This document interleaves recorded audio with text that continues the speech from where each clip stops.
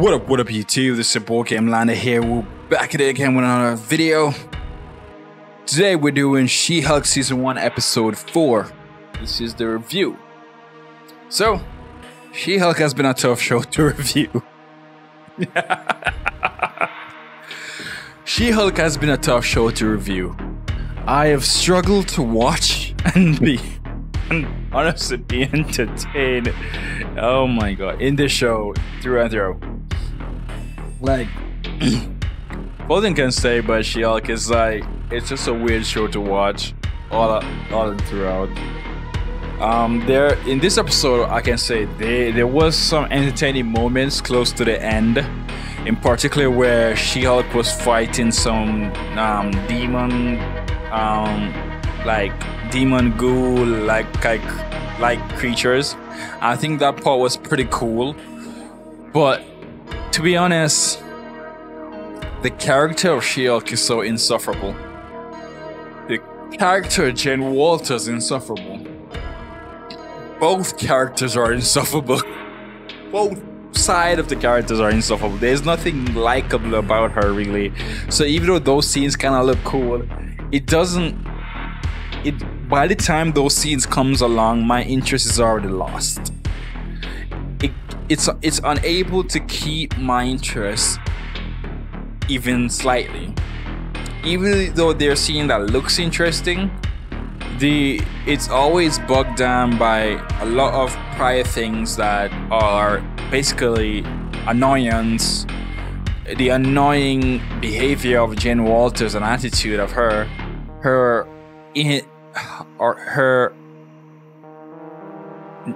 not being professional at her own workplace and stuff of that kind. She's just really not likable. She's not anyone to look up to. She's the type of person that, regardless of where she is, she wants to do whatever she want to do. So if she want to dance when she's at work, she want to dance. If she want to talk back to the boss at work, she can. And there's like no consequences to her action really. And to be honest, all in all, like, I don't know. Throughout watching this show, it made me consider a lot why I'm still watching this show. It made me contemplate, like, after this show, will I continue to keep up with more of the content for content's sake? Or will I just watch the ones that at least look kind of interesting to me? Because this show has been a pain. This show has been a struggle. It's not only like a slight, probably problem with the writing of the show, or slight, oh, I wanted the character to be like this, or could the character be like this, or the story not being coherent. Because for the show's credit, you can follow the story in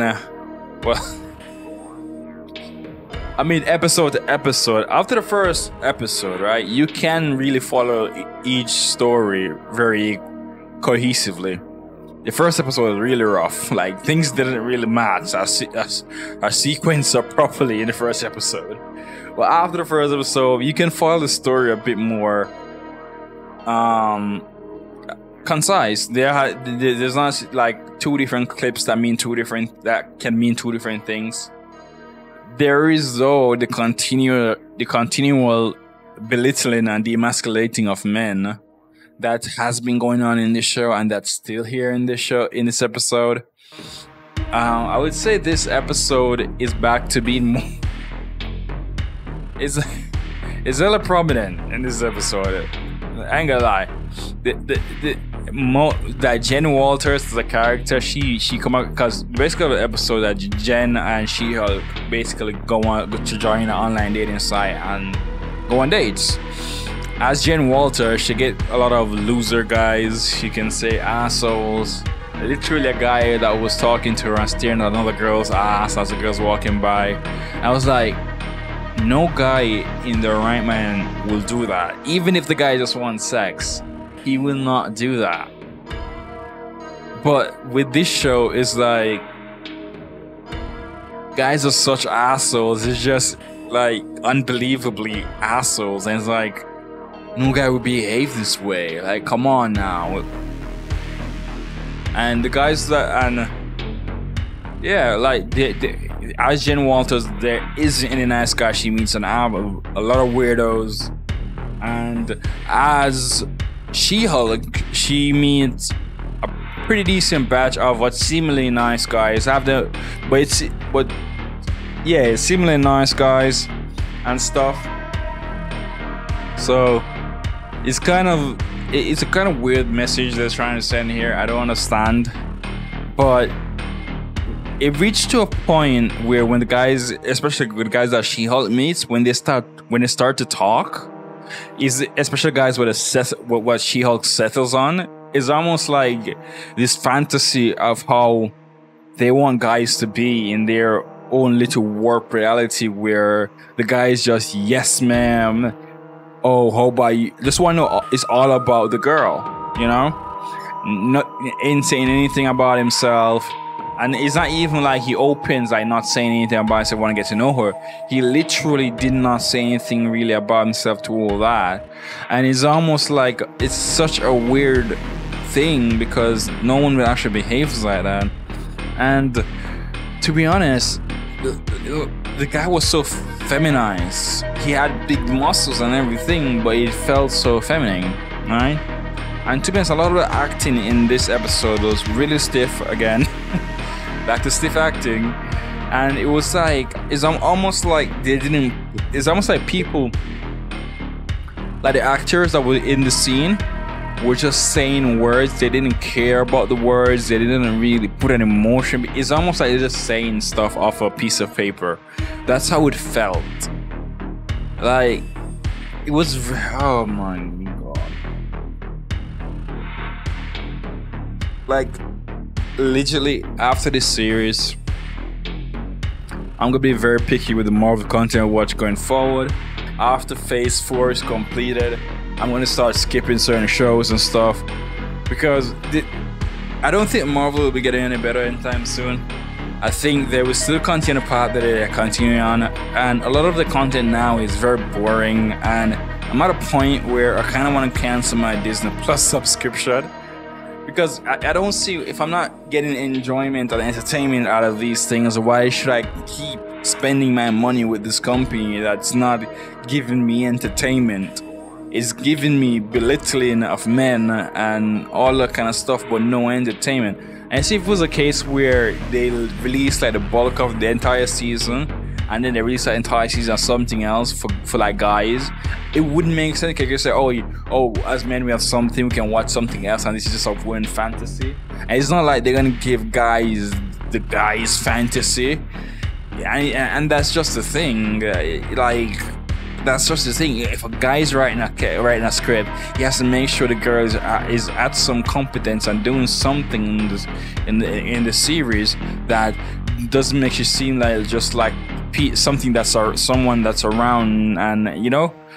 So this show is just, yeah, it's awful. It's an awful show. I was not entertained. It wasn't fun. It was pretty by numbers and boring. The most enjoyable part about it was that probably the post-credits was kind of okay. The dynamics between the young lady and Wong was cool. I really enjoyed that. But when you're in a series where your main character is as insufferable as Jen Walters, it's really hard to really enjoy the series. And one more pet peeve of mine, problem I have with this character, like, you know, in the past episode she got attacked. Basically, she basically went and told her father that she got attacked instead of knowing that she wouldn't be going to tell it to the cops.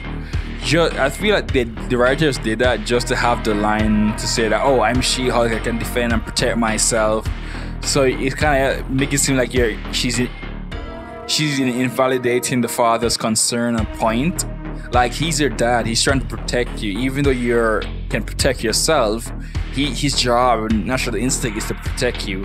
And the show aimed it as like, or trying to make it look like a weakness, or he shouldn't be, or he's overreacting or something of sorts, but that's a natural response for a parent.